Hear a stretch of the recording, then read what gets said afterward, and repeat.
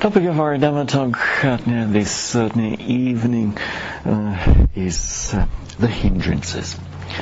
The hindrances that are familiar to you as meditators or not? Yes.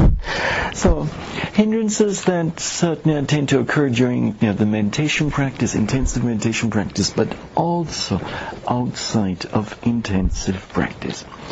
Now, to start with a story. And the story is not entirely based on imagination, but rather based on the experiences of at least 2, possibly even 3 people. Now, coming to a retreat is something that at times may happen quite smoothly, at other times may be full of hindrances. Now the story is as follows. 2 years ago, when, and I'm shaping the story a little bit, when a retreatant living in the greater Los Angeles area decided to go on a retreat here in New Mexico, and back then it was the retreat was to be held at the Synergy Ranch, not too far from Santa Fe. So this retreatant intended to fly from one of the regional airports in the greater Los Angeles area via Las Vegas to where? Albuquerque. Now, the flight was supposed to be relatively early in the morning, and so even though departure was quite some time ahead of departure from the home was quite some time before or in proper time, yet it so happened that already early in the morning there was some very dense traffic on the interstate leading to the airport. And so getting to the airport was already some matter causing some nervousness. Will we make it or not? Fortunately, our retreatant made it to the airport and just barely made the check-in, and then when it came to the security check, well, the usual thing, the bags got screened, and on top of this, the security officers felt it was necessary to do a full body check. So, which of course takes more time, and which then makes reaching the flight in time more difficult. But by the virtue of the Buddha, Dhamma, and Sangha, our retreatant just made it to the gate, and just in time for proper or just before the boarding ended. So our retreatant is looking forward to the retreat at the Synergy Ranch, and then is sitting in the plane, and then waiting for the plane to take off. And what happened was, here comes an announcement by the captain. Here's your captain speaking.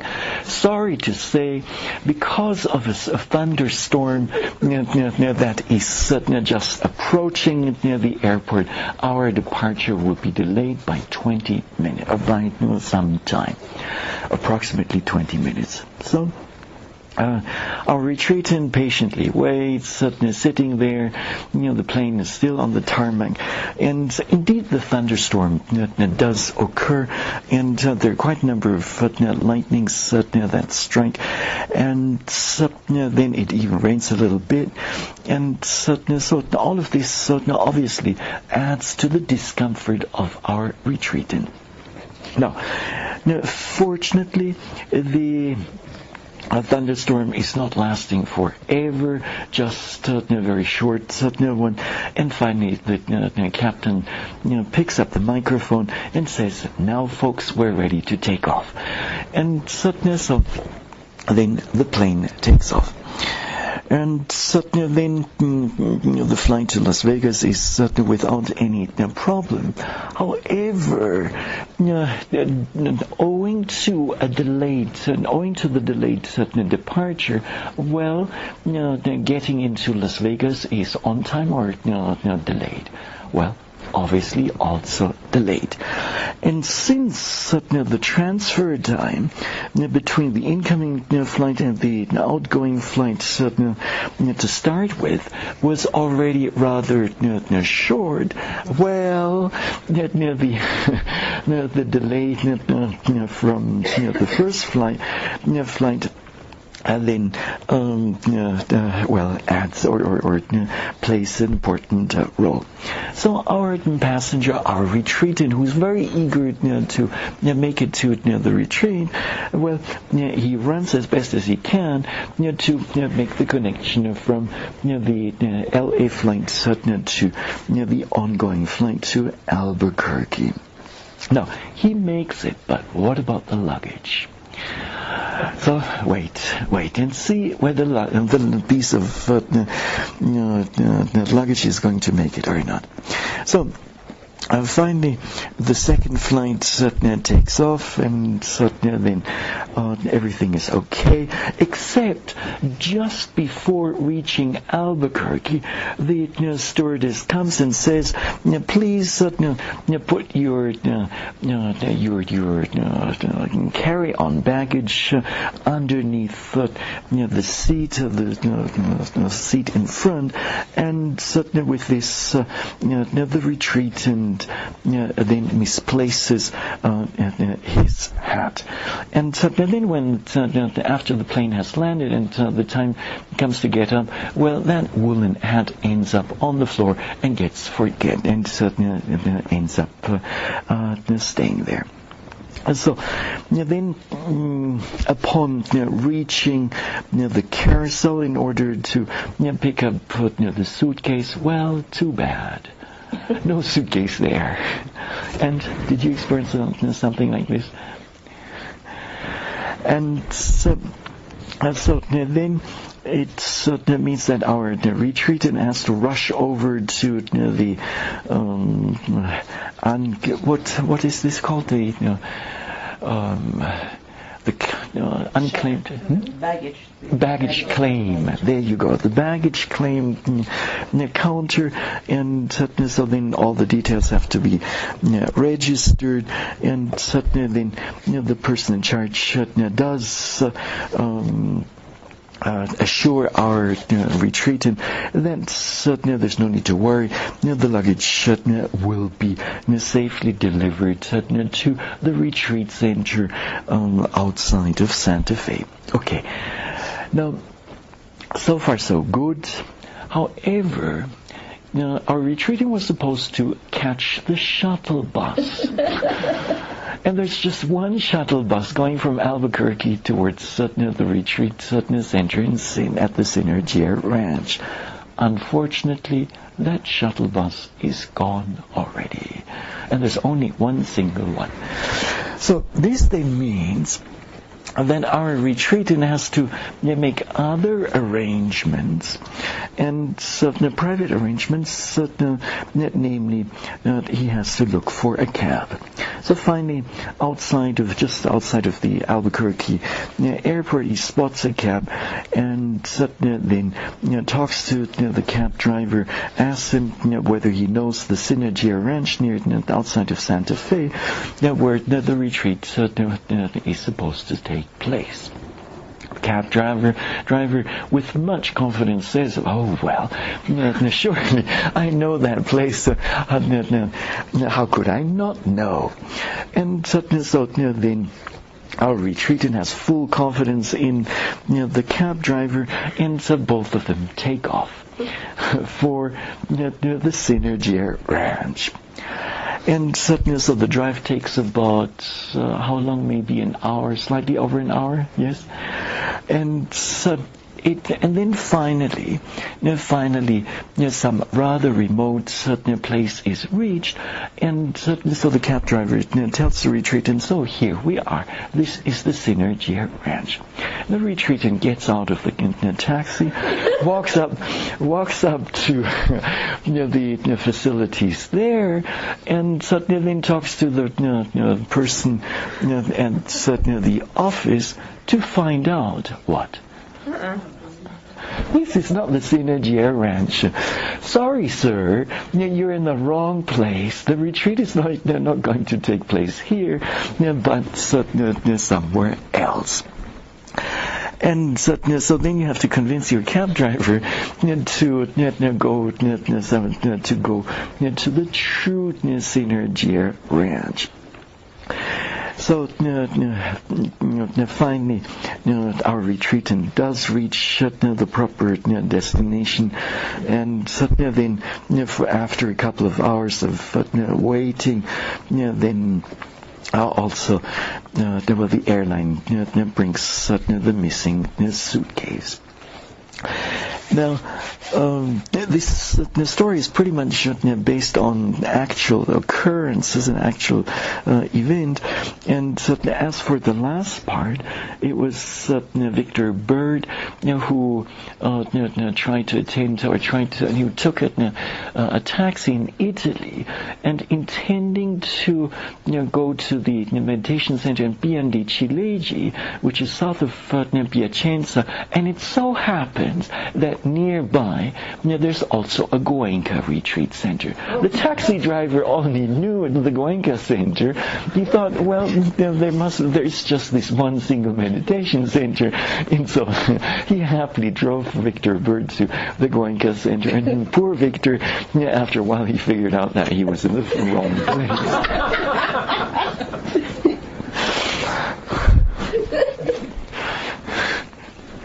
And so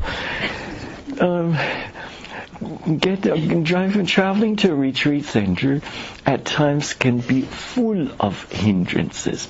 Now, it doesn't end there.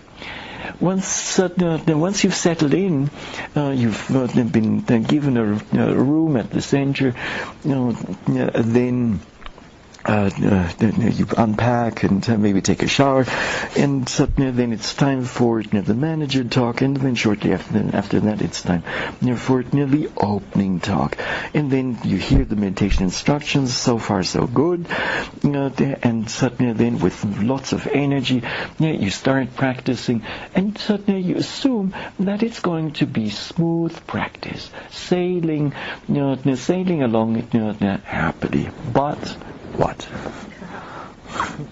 Well, things are not that easy. And so, after just a few days of intensive practice, as retreatants, we discover that all sorts of hindrances come up. Can you think of some? Some that you've experienced yourselves within the last couple of days? Aversion, yes. What else? Dullness. What else? Sloth and torpor, yes. Desire for what? To end the retreat?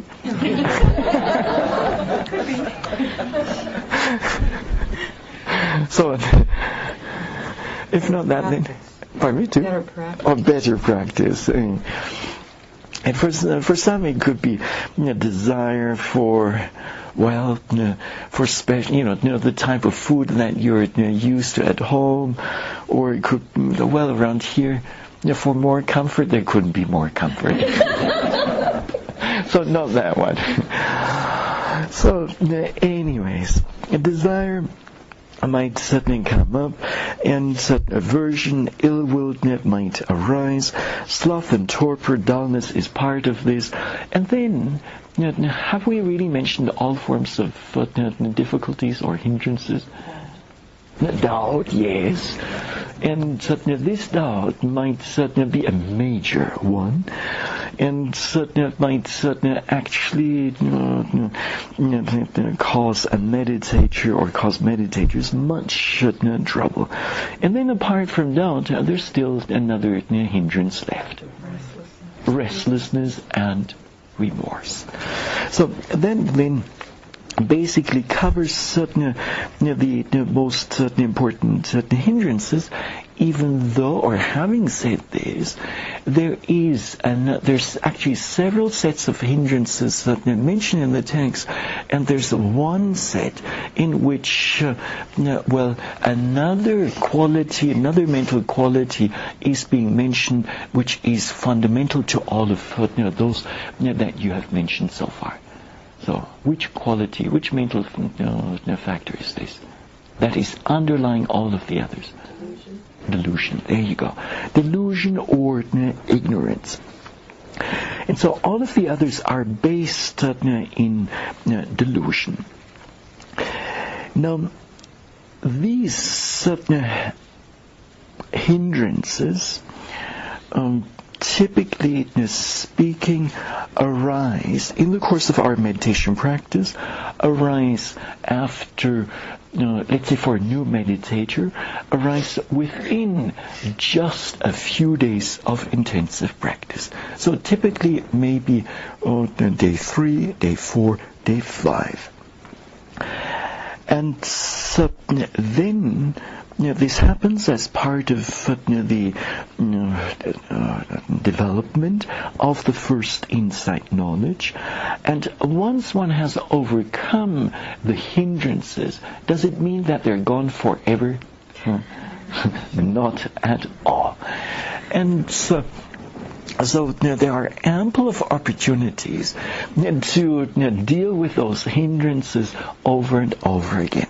So they do tend to arise again in what is known as the knowledge by comprehension, which is the third insight knowledge, and then they also tend to arise again at once again a later point in the practice, a place known as the knowledge of reobservation, which is the 10th insight knowledge, and there too the hindrances can cause a meditator much headache.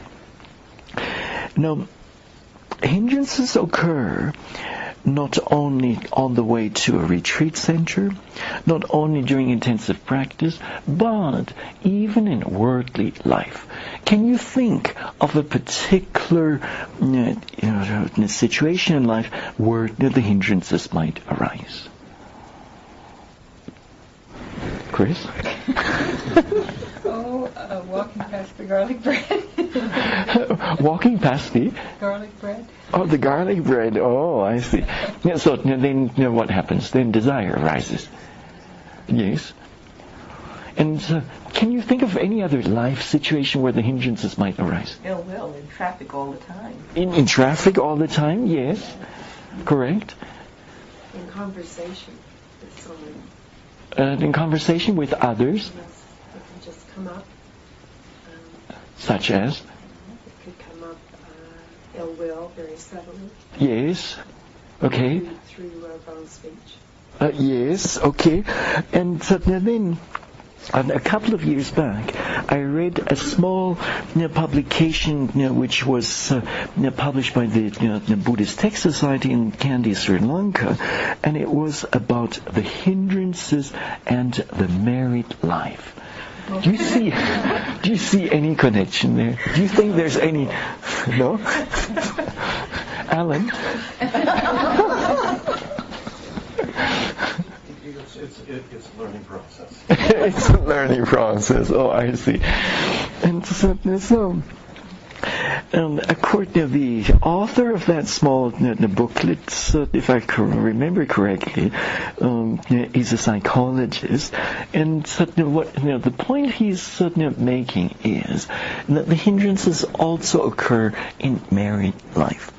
And so, when we deal with our spouse or partner, at times our dealings will be influenced by liking, at other times by disliking, so desire and ill will, and then at other times if we've had enough of this liking and disliking business, then we might certainly feel somewhat less energetic to get involved in a conversation. We might not want to interact with the other person anymore, and so we keep it certainly everything to a minimum. Or having to deal with the other person might certainly then cause a lot of restlessness. So our spouse is talking to us, but we really don't want to listen, and so then we busy ourselves reading the newspaper or watching TV or giving only half answers. Yes? It's true or not? Oh yes. Oh, I see. And then sooner or later, so having with restlessness and remorse having arisen, and we then deal with it, but then doubting thoughts might arise. Is this really the ultimate relationship or not? And so then second thoughts might certainly come up. Now, from a Buddhist perspective, these hindrances, what do you think? Should we treat them as ultimates, or should we deal with them in a realistic manner and be mindful of them? Well, I suppose mindfulness is the proper answer. So if we take these hindrances too seriously, then indeed the relationship might certainly suffer unnecessarily. Now, the hindrances certainly have been mentioned. So hindrance of sense desire, ill will, restlessness, and sloth and torpor, restlessness and remorse, and skeptical doubt in the Pali scriptural language. These are known as Kamachanda Nivarana, as Vyapada Nivarana, as Tinamida Nivarana, as Udachakukucha Nivarana, and then finally as Vicikiccha Nivarana. Now, later on, we shall go, or we shall explore why these particular mental states are referred to as hindrances. Now, the Buddha has certainly given at least three similes for a better understanding of those hindrances. The first one is that of seeing or looking into a vessel which is filled with water and trying to see the reflection in the water, and trying to see one's own reflection in the water. So using this vessel filled with water kind of like or as a mirror. Now, the hindrance of sense desire in this simile is compared to what? Colored water, there you go. That is certainly correct. And the hindrance of ill will then is compared to what kind of water? Who knows? Boiling water, there you go. And so when the water is boiling in that vessel vessel, then will it be easy to see one's reflection? Okay? Not easy, right? And certainly then, what would be the illustration for sloth and torpor? So you're trying to see your reflection in water, but murky water. Well, not quite. What's how did the Buddha construct the illustration? Muddy. That's certainly the example for doubt. There you go. And muddy, murky water is the same. So, does anyone remember? Algae. The algae, with mosses covering the surface of the water. So, if the mosses are covering the surface of the water, how can you possibly see your own reflection in it? Now, in the case of restlessness and remorse, it's maybe more obvious. This is certainly being compared to water that is Turbulent. yes, agitated by the wind, whipped up by some strong wind.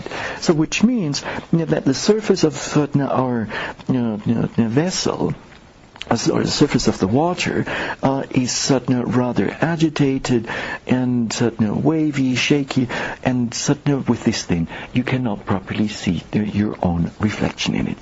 And the last part of our illustration or simile we've covered already. So it's water that is muddy, murky, and in this it's very difficult to see your own reflection. So that's a beautiful illustration.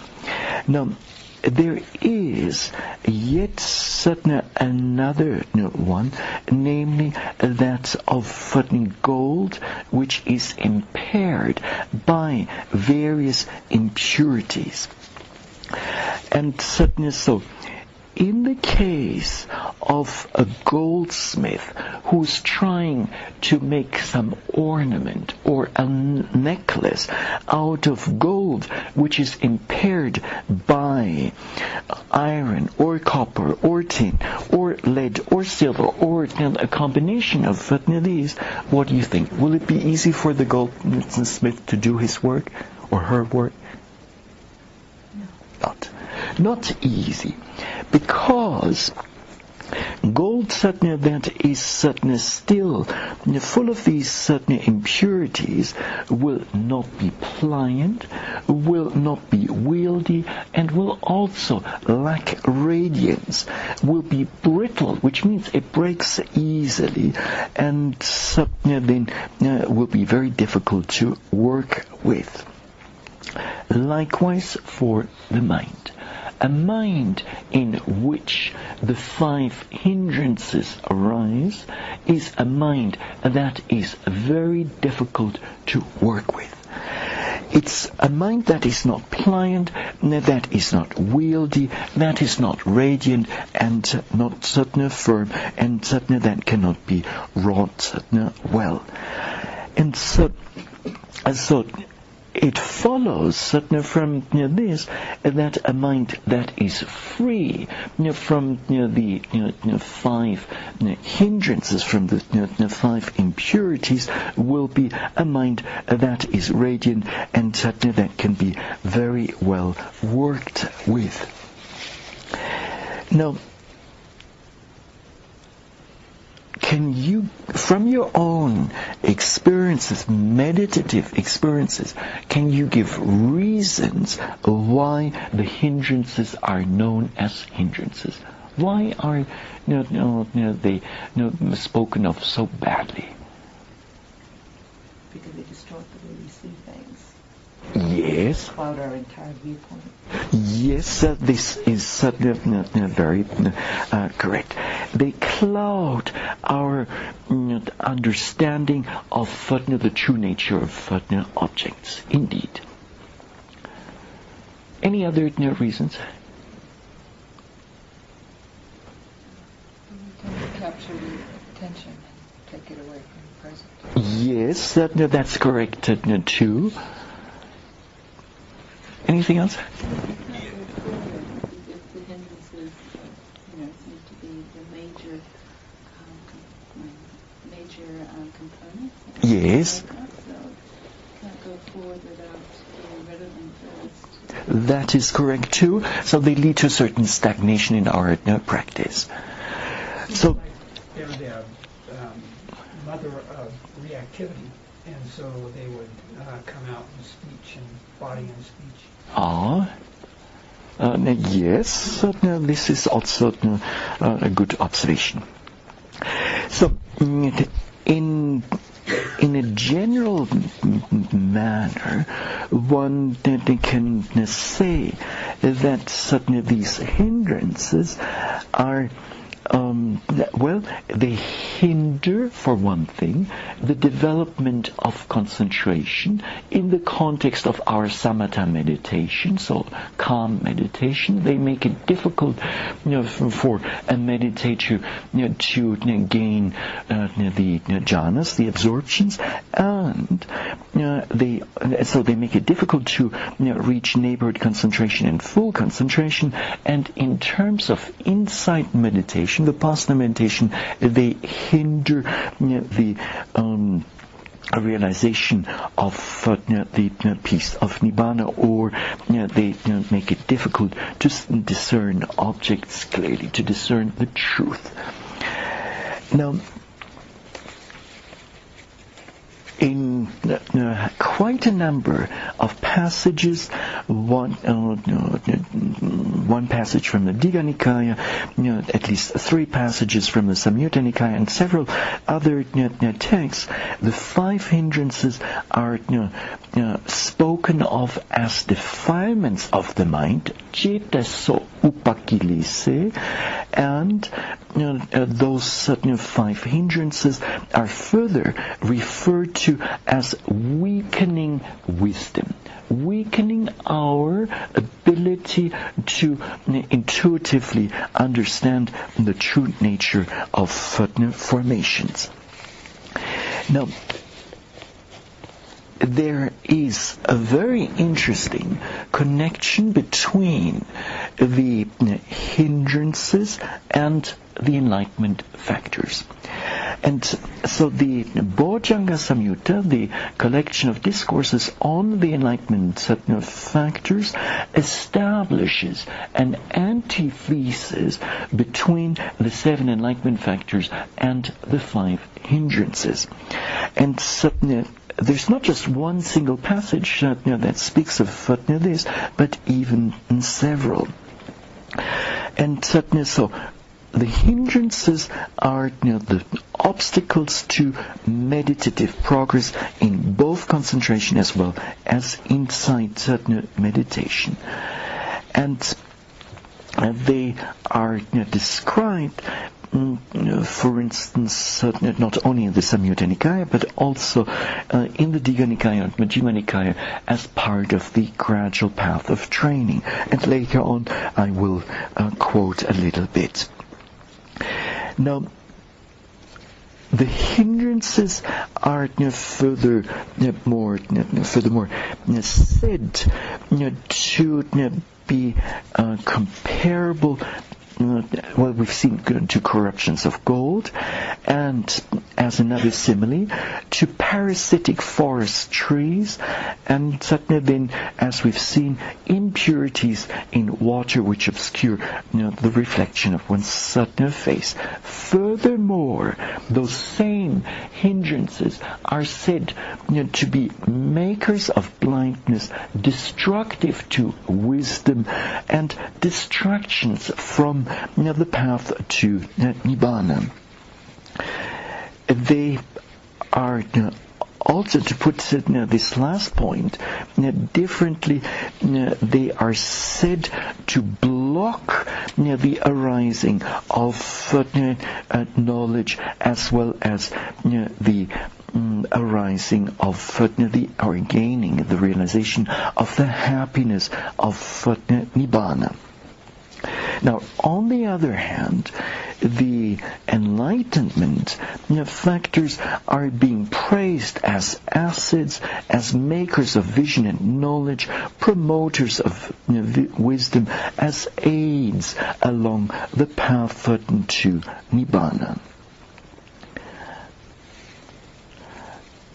In one section, it says that the enlightenment factors lead to knowledge and vision, whereas the hindrances lead to an absence of knowledge and vision.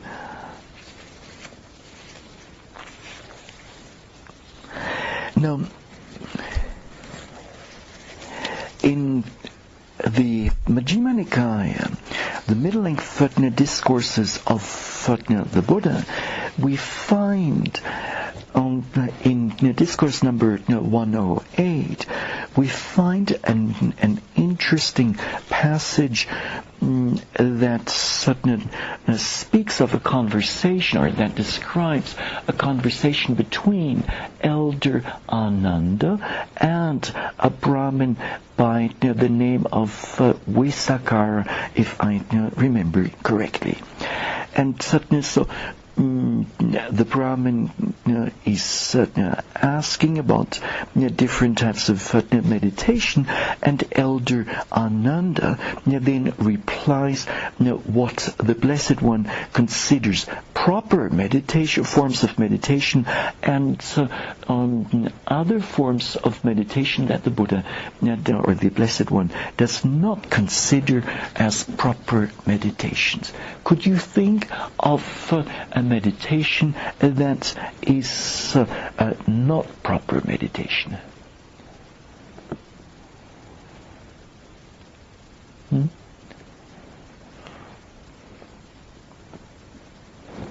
view is present. Meditating with wrong view, yes, you could say this. Anything else? Well, very simple. If, and this is happening, even among insight meditators, if a meditator sits in meditation with eyes closed, straight back, perfect posture, full lotus, and the outward impression is, oh, this is really a model meditator. But in the mind, this meditator is thinking sensual thoughts.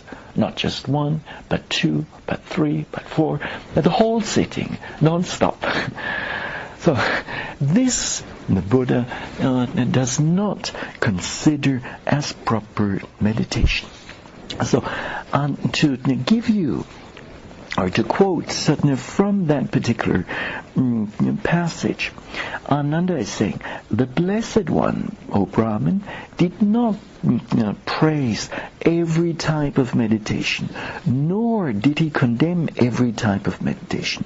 What kind of meditation did the Blessed One not praise? Here, someone abides with his or her mind, obsessed by sensual lust, a prey to sensual lust, and does not understand as it actually is the escape from arisen sensual lust.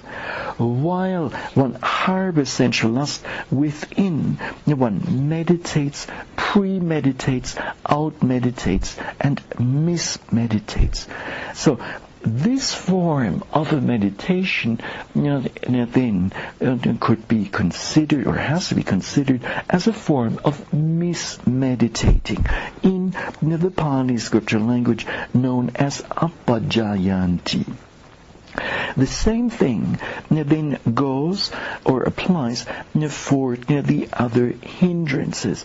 So if one enjoys thinking aversive thoughts, or if one enjoys sitting there and certainly sleeping, and one spends one's time like this, then this would be a case of mismeditating. And so the Buddha does not recommend this kind of meditation, but rather does he recommend or he praises forms of meditation such as jhana practice, and obviously also proper insight meditation.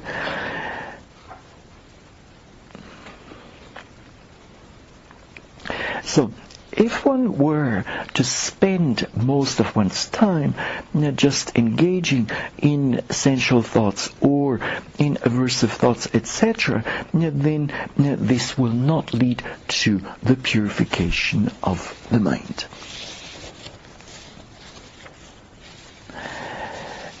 Now, there are different means of overcoming the hindrances. And can you think of any such means? Concentration. Yes, concentration helps to suppress the hindrances. Anything else? The investigation. Yes, investigation of what? The hindrances. Investigation of the hindrances, yes, indeed. And to add, an enlightenment factor of investigation of states, Dhamma Vijayatna Sambojjhanga, is indeed given as an antithesis to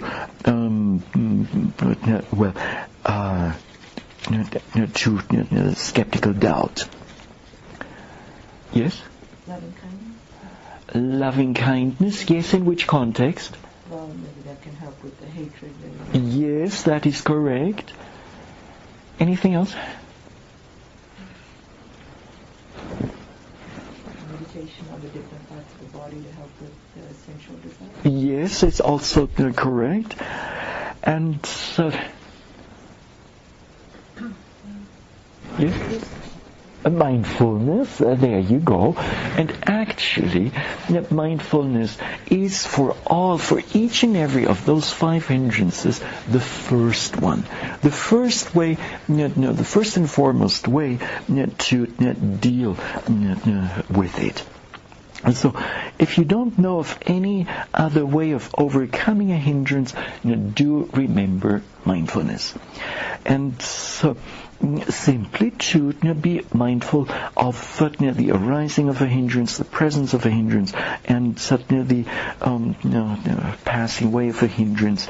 And then also, in the context of the Dhammanupassana Satipatthana, and Marcia will talk about this tomorrow, there is mindfulness of mindfulness of the aggregates, and then also mindfulness of the hindrances. And so, in this context, knowing the conditions that lead to the arising, and if a hindrance is present, knowing the conditions that lead to the removal, and once the hindrance has been removed, knowing the conditions that prevent a future arising of the respective hindrance. So mindfulness very much is an important way to tackle the hindrances. And now, investigation of states was already mentioned as one way of overcoming the hindrances. Can you think of another enlightenment factor that specifically targets one hindrance? Yes, please, Paul. Energy overcomes what? Yes, so the enlightenment factor of energy, viriya sambojjhanga, then may help us to overcome the hindrance of sloth and torpor. And then, what about restlessness and remorse? Do you see any antithesis for this? Tranquility, that is correct. Passaddhi. So Passaddhi Sambojjhanga as a way of overcoming restlessness and remorse, uddhacca and kukucca. Now, interesting is that the Samyutta Nikaya in its 5th volume, section 60, also mentions the Eightfold Noble Path as a way of overcoming the hindrances. And so there, it's a short discourse that first just mentions the hindrances, and then in the last part it says this noble eightfold path is to be developed for direct knowledge of these 5 hindrances, for the full full understanding of them, and for their utter destruction, for their abandoning. So, based on this passage, we can say that training in the Eightfold Noble Path would be another way of dealing with the hindrances when they come up. Now, in terms of individual mental factors that are helpful to overcome the hindrances, Shamila has mentioned concentration, and then I think Paul mentioned mindfulness, and yet there's another very important, and then there's already there's another factor that you've mentioned already, namely energy or effort, right? So our teacher from Burma, the Venerable Sadhu Pandita Bhiwamsa, very much or frequently mentions those three factors as being essential to overcoming the hindrances. The way he explains this is that the mental factor of effort, viriya, will distance the hindrances, will distance the mental defilements in general, will block their arising. Now, in the case of mindfulness, what's the action of mindfulness? Penetrate. It penetrates an object, yes. Through the delusion of the hindrances. Yes, and more specifically. Sometimes you can get caught in there, like you recognize it as it starts, so you don't get as wrapped up in it. We're getting there. Remember? What's the second manifestation of mindfulness? The first one is being face to face with the object of observation, and the second one is Staying with it. being with it, Staying with it. staying with it.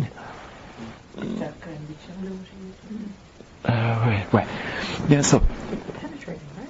penetrating. The protection of the mind. Araka pachupatana. And so protection of the mind from the attack by mental defilements, and in a general sense, and in particular from the hindrances. So in the presence of moment-to-moment mindfulness, and there not being any gaps of absent-mindedness, then how can unwholesome mental states arise? They cannot arise. And thus, so in the presence of mindfulness, the hindrances cannot arise, and the mind will be protected. Now, in the case of concentration, its work is, or its function is, to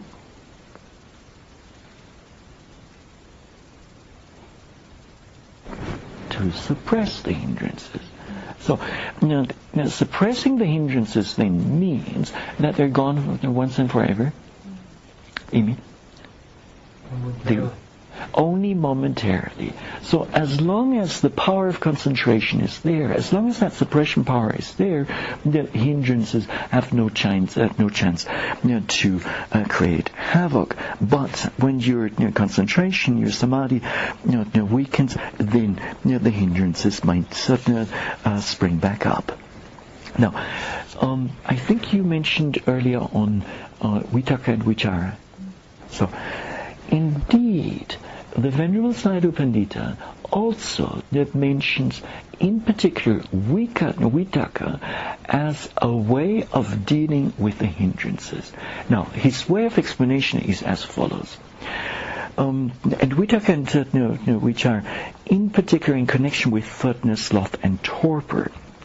And so, when sloth and torpor is present in the mind, then the mind will do what? It will contract, it will congeal, it will become rather stiff, like a stick of butter that you've kept in the freezer for a long period of time. And so it is with proper aiming the mind at the center of the predominant object, that then gradually the mind opens up. That constricted mind then opens up, and then becomes more active, and with this then sloth and torpor may subside. And obviously, in this connection, effort will also play an important role. And it's what effort does is the way the Venerable Sayadaw explains it. Is the burning, the heat of effort will melt those hindrances, and then will activate the mind. Will what was it? The heat of effort then will activate the mind and drive that sloth and torpor away. Now, just for general knowledge, the Milinda Panha, so questions of Milinda, in section 34, mentions faith, saddha, as a way or a means of overcoming the hindrances. And the explanation is as follows, namely, as confidence springs up in the mind, it breaks through the veil of the hindrances.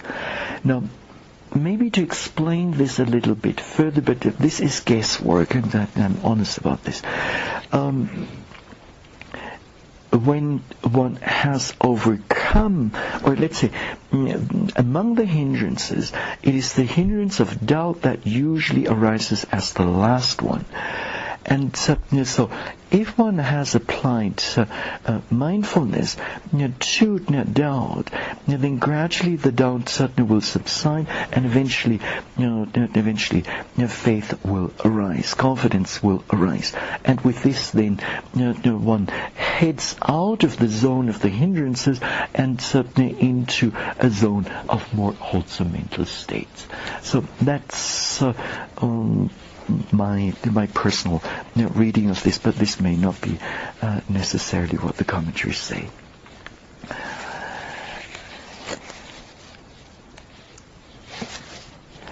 Now,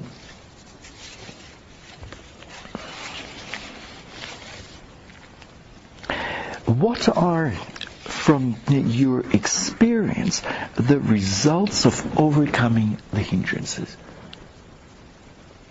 Is there any benefit to this?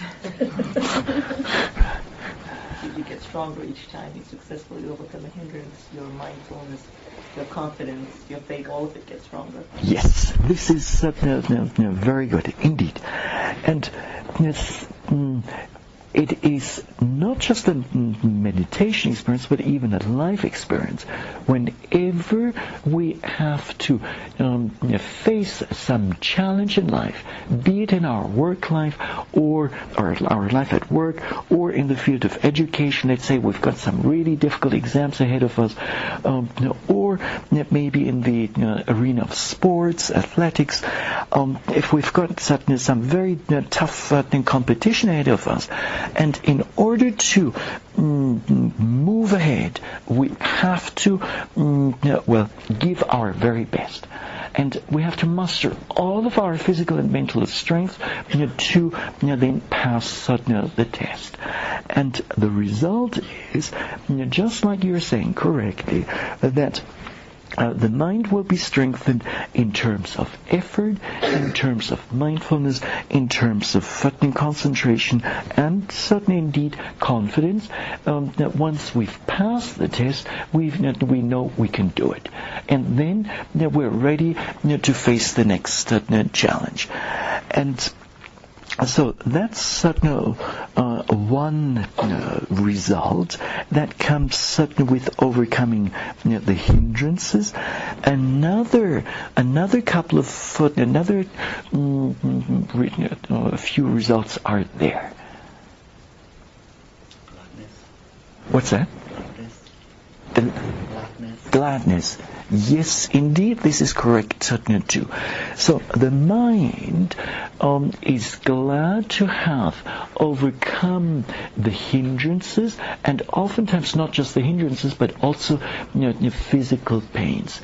Sometimes meditators go through some very severe physical pains, and so having to work with them, eventually overcoming the pains, then leads to a general sense of gladness. I've done it.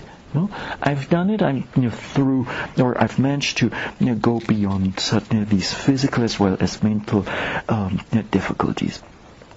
And the arising of gladness then quite naturally leads to the arising of which other wholesome mental state? Joy, yes. Concentration. And concentration. And prior to the concentration, between the joy and concentration, we have sukha, yes, and between sukha and joy, tranquility. There you go. So there is a well-known passage in the Digha Nikaya and possibly also in other places that speaks of a very common sequence, namely the arising of this, or the overcoming of the hindrances then leads to the arising of gladness. The gladness in turn leads to the arising of joy. The joy, when at first it's somewhat rough and coarse, gradually becomes more and more refined. This leads to the arising of the calming or stilling of the body. In turn, this leads to the stilling of the mind, which then prepares the ground for the arising of happiness. When there's happiness, the mind, or the happiness is the proximate cause for the arising of concentration. And concentration, in turn, then is the ground for insight, for wisdom. And so there's a whole this series of wholesome states that certainly becomes possible, or that arises owing to the overcoming of the hindrances. Now, Sharmila, you have mentioned that the mind gets strengthened. We can add by saying the mind overall becomes more stable. And so if you think later on in the practice, especially during the 10th insight knowledge, when the hindrances are at work, they can be very strong. And they can literally cause a meditator's body to shake and to swing and sway in this direction, that direction. So there's a lot of turbulence going on, first in the mind and then also manifesting in the body. And at that point, the mind is clearly not balanced, and it's the mind gets thrown from one opposite to the other, from one extreme to the other, and this physically then also or manifests also physically. And so once a meditator has overcome the hindrances, then all of these extremes are no longer valid, and with this the mind becomes much more stable and then also more resilient and unshaken. So there's a number of good things that result from overcoming the hindrances. Now, allow me to quote a passage, more or less similar passage, on the overcoming of the 5 hindrances, and the 2 passages are number 1 from the Digha Nikaya, volume 1, section 71, 72, 73, and corresponding to this Majjhima Nikaya 1, section 181. And I'm quoting: "One has cast away sense desire, kamachanda. One dwells with a heart free from sense desire. From sense desire, one cleanses one's heart. One has cast away aversion, vyapada. One dwells with a heart free from aversion. Cherishing love and compassion toward all living beings, one cleanses one's heart from aversion. One has cast away sloth and torpor, tina mida. One dwells free from sloth and torpor, loving the light with watchful mind, with clear comprehension. One cleanses one's mind from sloth and torpor." One has cast away restlessness and remorse, uddhacca, kukkacca, dwelling with a mind undisturbed, with a heart full of peace. One cleanses one's mind from restlessness and remorse. One has cast away doubt, vicikicca, dwelling free from doubt, full of confidence in the good. One cleanses one's heart from doubt. So, apart from the results that we've mentioned or explored so far, there are others like confidence and loving kindness, compassion, etc. Now it's already past 8 o'clock.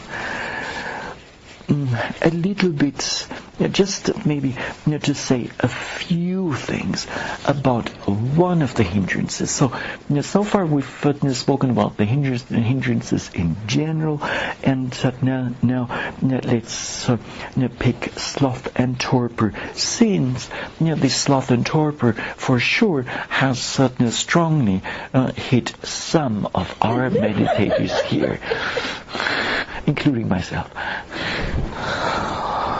And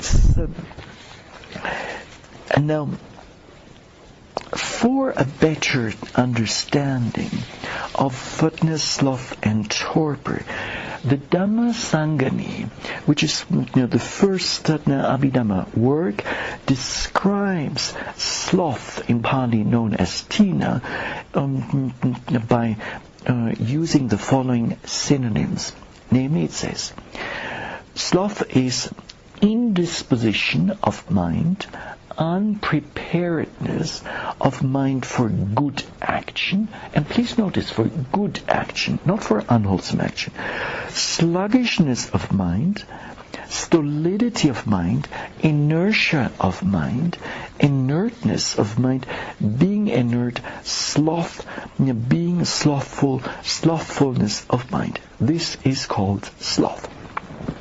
And modern synonyms for this would be dullness of mind, laziness, idleness, disinclination to action or labor, indolence, laze, the bad habit of being lazy and unwilling to work, and certainly then the state of having no energy or enthusiasm. Now, as a short definition, we can say sloth is sluggishness or the dullness of the mind. In terms of the classical fourfold definition, sloth has the characteristic of the lack of a driving power. So there's no energy to move ahead, no motivation to go and do something. Now, the function of sloth is to do what?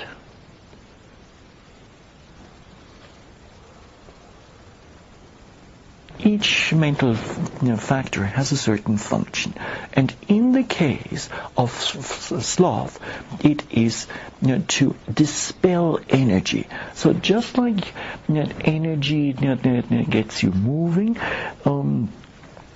in the case of sloth, it is to remove the energy, and then to turn you into a lethargic being.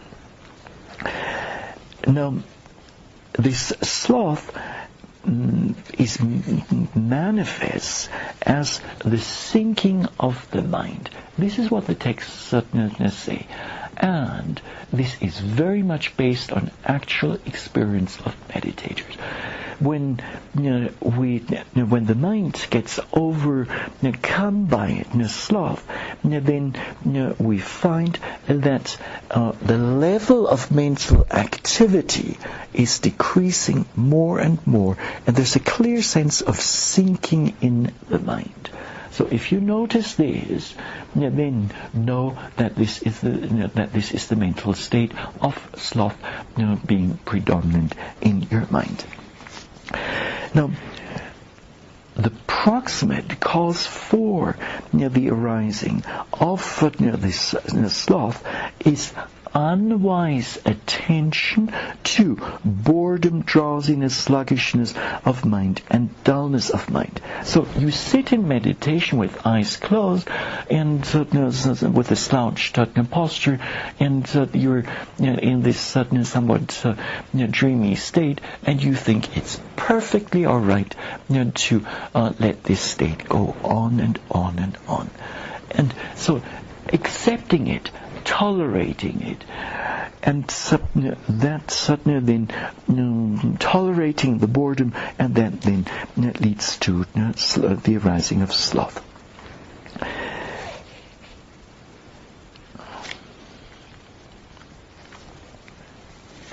Recognition has to precede the tolerance. The tolerance is a sign that I'm identified. Yeah, right. And so there has to be a recognition. There you go. That's correct. And so with all of the hindrances, recognizing a hindrance, recognizing sense desire as sense desire and ill will as ill will, already makes a huge difference. If you know that the mind is overcome by this or that hindrance, then you've won half the battle. And so then it's just a matter of continuously applying mindfulness, and also exerting effort in making sure that the mind is concentrated, and then gradually the respective hindrance will subside. But if one sits there and doesn't even recognize that one or the other hindrance is creating havoc in the mind, well, then one is going to lose the battle. And I could see you could confuse it with tranquility. For instance, you think you're tranquil, Sure. but it's a passivity that you're sinking into. Mm-hmm. That's correct. And so, not so with experienced meditators, but with new meditators, they think, well, all I need to do is just observe the rising and falling movement of the abdomen, and that's it. And they don't. Let's say when restlessness has arisen, they think it's quite okay, it's quite natural. So why be mindful of this? And then they keep being restless for a long period of time. And then finally, maybe because the teacher is asking, or they find out themselves, and then finally they start being mindful of it. Now, somewhat close to the sloth is torpor, which in the Pali scripture language is known as midda. And certainly here, this torpor is or gets explained in the Dhammasangani as indisposition of the mental factors. So in the case of sloth, it was the indisposition of the mind. Here, now it's indisposition of mental factors, unpreparedness of mental factors for good actions, obscurity of mental factors, internal blockage of mental factors, torpor, sleepiness, drowsiness, being sleepiness. This is called torpor. And modern expressions for this would be lethargy, mental inertness, lassitude, sleep, slumber, stupor, turbidity, and a state of not being active. And now, the short definition for torpor is a morbid state of mental factors. Its characteristic is unwieldiness. Its function is to smother, and it is manifested as drooping, as tiredness, as nodding, as exhaustion, as drowsiness, as sleepiness. And the proximate cause is, as given earlier, unwise attention to boredom and so on. Now, unwise attention to boredom and certain others were given as proximate causes for sloth and torpor. Can you think of other factors that contribute to sloth and torpor in the meditation practice? Lack of effort at really grasping or aiming for the object. Yes, so effort and then you're saying also aiming. Yes, is correct. What else? No, mindfulness. Absence of not enough mindfulness. Yes, is correct. Let's say. Things like eating and sleeping too much, or There you go. That is correct. Sleeping too much, and in general we can say eating too much. And among food items, there are certain types of food that contribute more towards sleepiness than others. And like my personal experience has been eating lots of potatoes. Creates, is correct. Creates a certain amount of sleepiness. So does drinking much milk. I know. But how do we know the difference between what's normal sleepiness, your body just telling you that you need more sleep, and sloth and torpor, especially in the early stages of meditation? How do we know this? Well, let's say if everyone else follows the schedule, and and we go to bed maybe 2 hours earlier, then maybe this is a case of sloth and torpor. the other side is not getting enough sleep causes sloth. That might also be a factor. Yes. Some people push themselves hard to not sleep. Yes. On retreat. Yeah. Why? Yeah.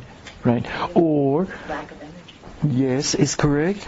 Or what here in our case, in the case of Viranyani, being totally jet lagged, and so it will, flying across the Pacific, across different time zones, certainly will take several days to get over the jet lag.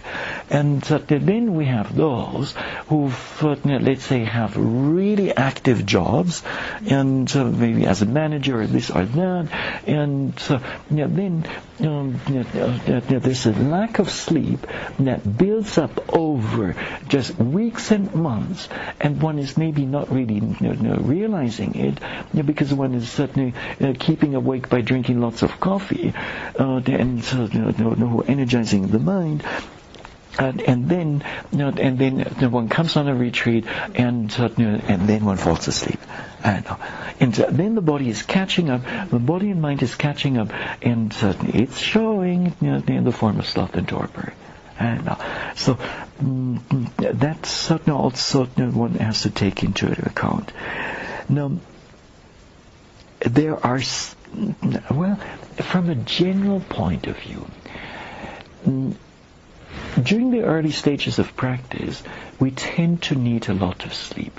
But when we take the case of a more advanced meditators who, in his or her practice, has gone quite far, let's say, is experiencing some of the advanced or higher insight knowledges, we find that such a meditator gets by with much less sleep. Let's say just 4 hours of sleep, sometimes even less. And during the day, the person doesn't feel sleepy. So, why is this? Why is there this difference between sleep? Because it refreshes the mind to have that calm and clarity, and so you need less sleep. Yes. To add to your explanation, the frequent occurrence of mental impurities, of mental defilements, tires the mind, exhausts the mind. Whereas with further practice, more advanced practice, less and less mental impurities are arising. As a result of this, more and more wholesome mental states are present, and we get by with less sleep. So the presence or absence of mental defilements may make a big difference, or very much determine our need for sleep. And some meditators who've practiced quite a bit and gone really deep, they easily get by with just 2 hours of sleep. And it's not uncommon. Obviously, one cannot do this forever, but when the practice is at a certain point. Now, sleep or sloth and torpor and external conditions such as climate or temperature also plays a role. So if you happen to meditate in a place where the temperature that rises to, let's say, 95 degrees Fahrenheit, or even more than this, maybe 100 degrees, then what about your mind? Will it be super alert all the time? Obviously not. So this can be easily experienced in places like Nepal and India and Burma and Africa and so on. On the other hand, when you're in a place like here in the States, at this during this month, so it's not that hot yet. This is quite good. Certainly, a good condition for practice. Now, obviously, when we fall sick, we will also need more sleep, and so then sloth and torpor may easily come up. Now, another interesting point that ties in with what we've discussed earlier on, the Dhammapada Atthakatha as well as the Dhammapada verses 112 and 230 say that the frequent arising of sensuous thoughts, kama vitaka, the frequent arising of thoughts of ill will, vyapada vitaka, and the thoughts of cruelty, vihimsa vitaka, also create sloth and torpor, or contribute to the arising of sloth and torpor. So thinking unwholesome thoughts will tire the mind and then lead to sloth and torpor. Now,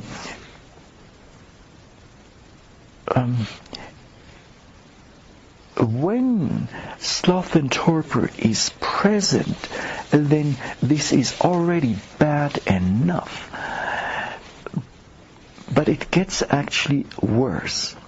When sloth and torpor are present, then this will frequently, or the laziness will frequently be combined with several other unwholesome states of mind, such as lack of faith, asaddha, lack of moral shame, ahirika, lack of moral fear, little learning, and lack of wisdom or folly, dupanya, in the Pali scriptural language.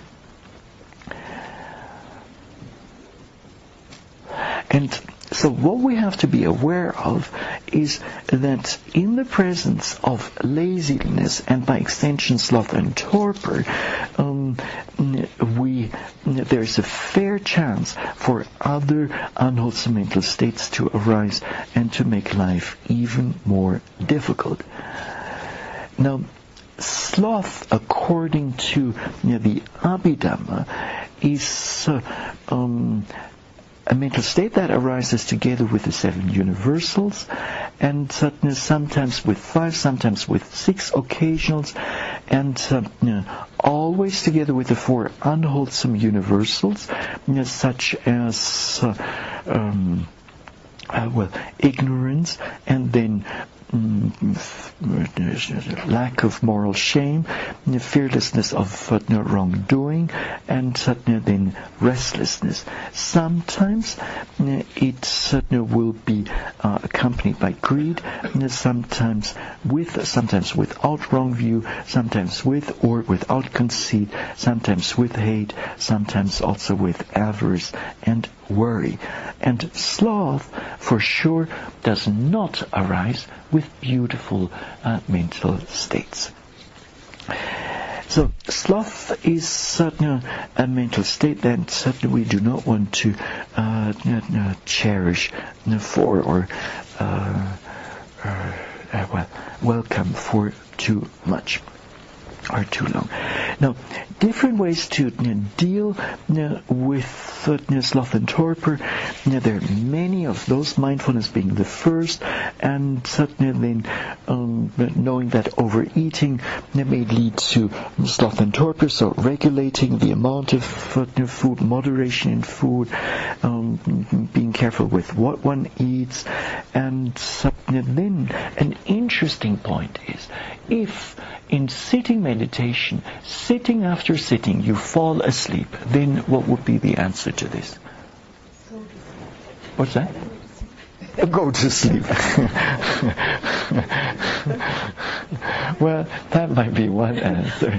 But what's that? Stand up. To stand up. There you go. Change the posture.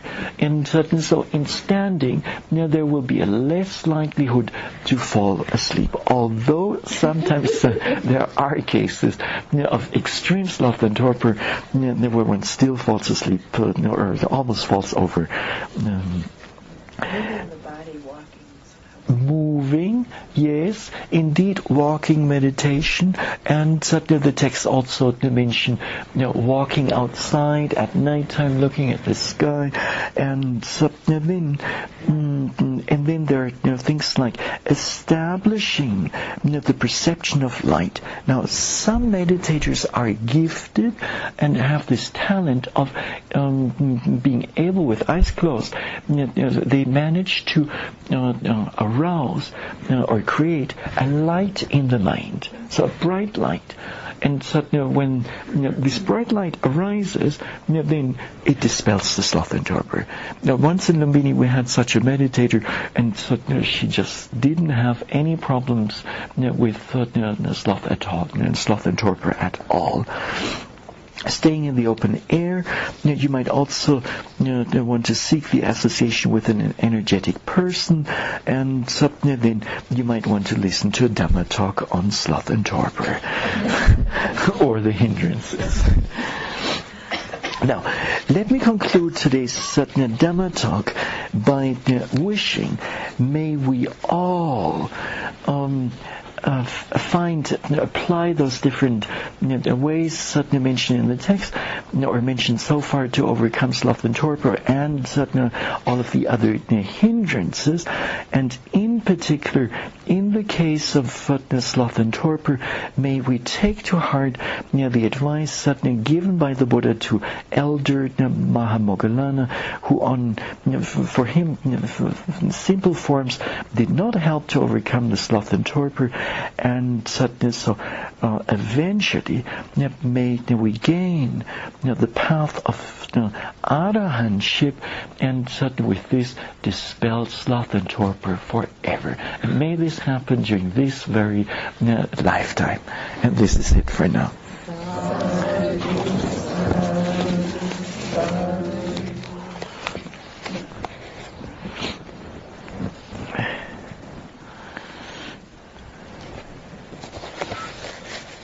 And so the fact that it takes arahantship shows you how difficult it is to get rid of sloth and torpor. So the sloth and torpor will be around for a little bit longer. It's not so. One question, Seidel. I had, in my mind, I had always associated the rains retreat, which is during the monsoon season. Yes. As a traditional time when the monks go into retreat. Yeah, right. And obviously the temperature will be high, the humidity Not so high. Not so high? No, at the very beginning of the rains retreat, at least in Burma, and also in Nepal, and it's going to be hot and certainly humid.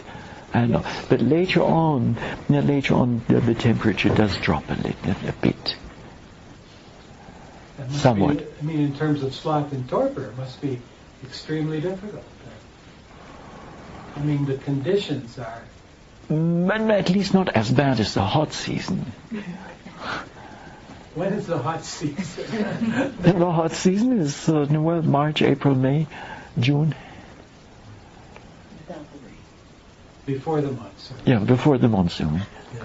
And then it gets really hot.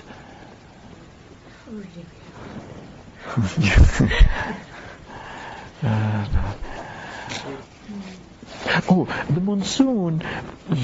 The monsoon is here, at least in Burma, in places like Bogo Division or Yangon Division, is wonderful for practice when it rains every day, oftentimes in the afternoon, and then you have the rain dropping onto the roofs, and it's so quiet. There's no major social activities going on, no weddings, nothing, and it's a perfect time for practice.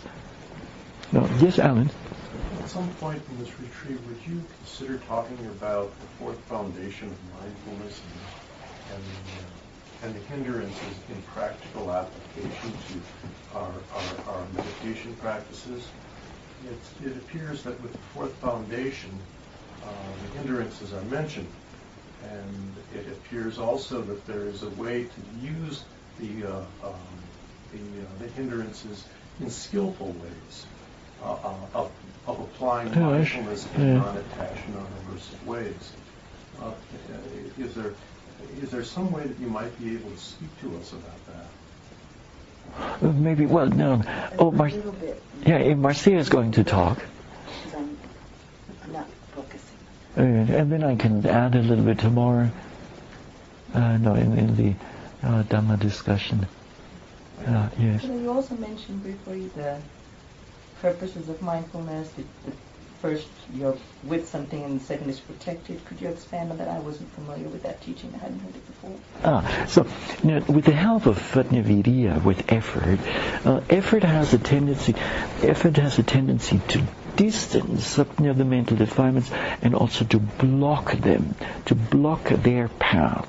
And so when you block the path of unwholesomeness, the path of wholesomeness gets opened up. Wholesome mental states have a chance to arise. So that's the function of the work of effort.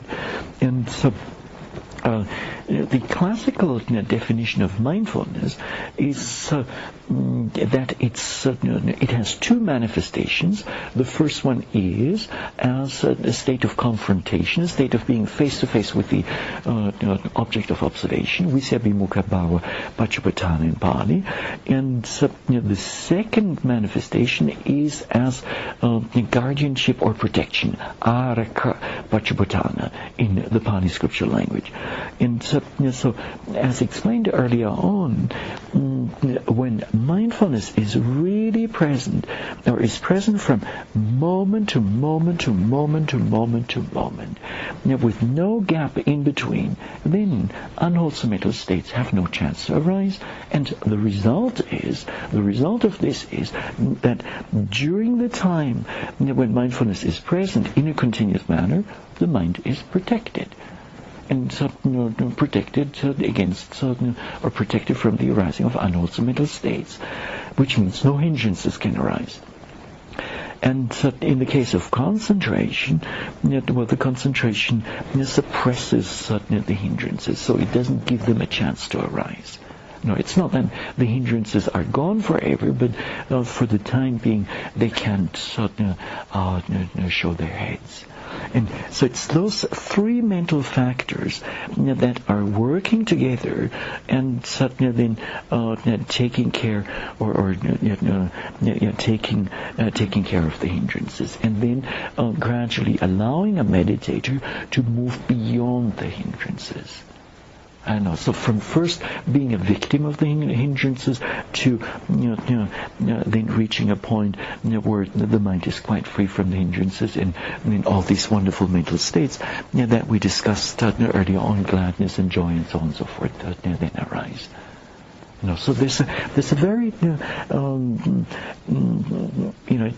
it's not a haphazard thing that is going on in the practice, but there is some very systematic development to the whole thing. Yes, Marcia? I was going to say that experientially, with the concentration and mindfulness, in the way that you just spoke about it, in relationship to the hindrances, not only are they suppressed or there's no space for them to come up, they're weakened in the process if that's continued with, those practices are continued with and are developed, and one is able to continue practicing that way. The hindrances get weaker and weaker. Yeah. What do you do though if the mind is deluded? You can be thinking that you're practicing mindfulness, but on a subtle level, the unwholesome state pops up. Yeah, sure. And then at a later point, when some mindfulness comes back in, you realize, I've been, That's where your mindfulness becomes sharper. Experience, I don't know. It's later on that we realize how deluded we've been earlier on. I know. And that's a big surprise to many meditators.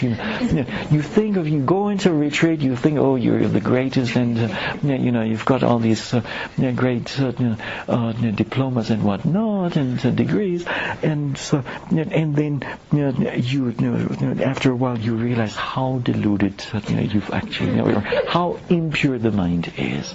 I know. It's fortunate when that happens. Yeah. Well, in a sense, very much so. Otherwise we go on being Could I mention just one small thing? One of the ways that I think I said something about it last night, but the quality of energy, virya, effort, has a certain component in it of interest. And I sometimes call it interest energy. So I experientially myself and with students, that quality of interest in relationship to the hindrances, so the recognition of a hindrance arising and actually being interested in it with mindfulness. I mean really being interested. It's like enthusiasm of interest is what allows the wholesome connection and then the investigation and the falling, the very good point. of it or the breaking up of it. Yeah, right. The interest aspect from point of view of abhidhamma, that's your joy, your piti. Yes, I know. So it's piti. Yeah, it's such a different way of attending to difficulty. Right. And we're used to.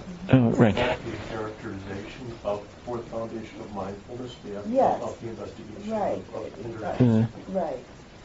And so, maybe to add a little bit, as a reflection, you might take interest in the hindrances, thinking, well, they are present in the mind, in the stream of consciousness. They are going to come up during intensive practice. They are also going to come up during daily life. So why not get familiar with them? Why not study them while they're going on? One teaching that I found very helpful still too. The teacher basically said, think of them as dumbbells, and you're a weightlifter. A weightlifter doesn't think of their dumbbells as hindrances, but you keep working against them, you get stronger. Yeah, that's a nice way. As the dumbbells, sure. working against to get stronger. Yeah. Then you don't get mad. Right. I know. And then there's less negativity or less resistance towards them. No.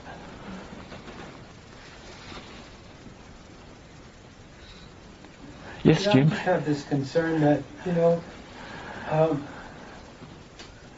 dwelling on the hindrance feeds it. And that the viriya can actually, and I'll give you an example. I was outside doing walking meditation, and then I was stepping through the door into the dining hall, and I looked to the kitchen, and I said, gee, I wouldn't mind a bite to eat right about now. Right at that moment. And instead of dwelling on it, going for it, I left it alone. And it didn't follow me. Normally what would have happened is I would have continued on, and the thought and the feeling, the salivation would have all started. Right. But it just never caught hold. Yeah, right. So rather than looking at it, focusing on it, feeding it in effect, I just left it alone. Yeah, but some moment of mindfulness must have been there. There was the recognition of Yeah, mindfulness. see, that's good enough. No, that then helped you to not act on it. Yeah, I mean, sometimes I have a question about Wiriya, the application of Wiriya. Is it unfailingly the right approach? Or are there times when it's best not to apply Wiriya, that just leave it? Abandon it. Well, no. By all means, apply mindfulness, and then if you have the energy, then use it. And if it will probably depend on the circumstances. If effort is not needed, then don't use it. Don't you have to be careful too? I mean, there's got to be neutrality there, because if you have to be careful about how you abandon it, otherwise it becomes an aversion. That too, sure. And yes, Paul. Do you recommend labeling hindrances when you see them arise? Why not? Is that part of that? Hey. No. Oh, it's just naming something. No, giving it a name, pronouncing the name in your mind. This is restlessness. Now I know what you are, and so, this makes a big difference. No, or with beginning meditators, all sorts of questions come up in the mind. Is this working? No, it's not working. Is it in accordance with the books I've read? No. And then what about the teachers here? How they don't know anything whatsoever. So the meditators caught up in this kind of thinking for quite some time, not realizing that this is doubt. This is the hindrance of doubt, and it may take a teacher to point out during interview that this is actually a mental factor of doubt, and kindly do consider it, labeling it, observing it, and knowing its nature, exploring its nature, or else sooner or later the meditator might get the point, and realize for himself or herself that I'm caught up in doubt, and then start to label it. So labeling helps. Maybe not in each and every case, but it does. Yeah, it does. So now it's already 8:42. Maybe this much for now. The next. Shall we start the last sitting at 9:10? Or you prefer 9 o'clock or 9:10? 9:10. So I don't need to ring the bell then? Well, at a later time. Ring it at 9, and then they'll come in by 9. Yeah, okay. Okay, that's all.